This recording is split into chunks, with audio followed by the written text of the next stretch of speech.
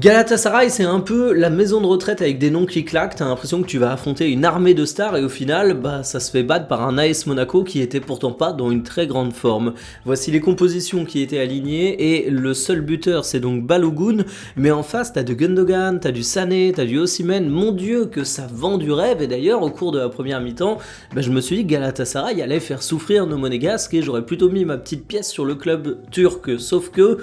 ça a duré qu'une mi-temps et toutes ces stars offensives du côté de Galatasaray, elles ont été relativement décevantes et c'est sur un coup de pied arrêté, un petit cafouillage que Balogun a su être attentif et être récompensé pour un match où tout n'a pas été parfait, mais où finalement ce petit but il vaut de l'or et on va retenir ça. C'est une rencontre où Monaco a énormément eu d'occasions, de buts attendus, vous le voyez, 3,68 contre 1,29 pour Galatasaray qui n'était pas en reste non plus, mais t'as beaucoup gâché et t'as même eu un penalty raté de la part de Zacharias qui évidemment va te compter assez lourd dans les buts attendus pour les monégasques. Donc c'est une rencontre où finalement Monaco a été un peu plus solide qu'à l'habitude, un peu plus cohérent qu'à l'habitude et c'est peut-être ce qui te manque cruellement au cours des dernières rencontres. Mais alors est-ce qu'il faut y voir un succès qui me fait dire que la forme de Monaco est à saluer? J'irai peut-être pas jusque là.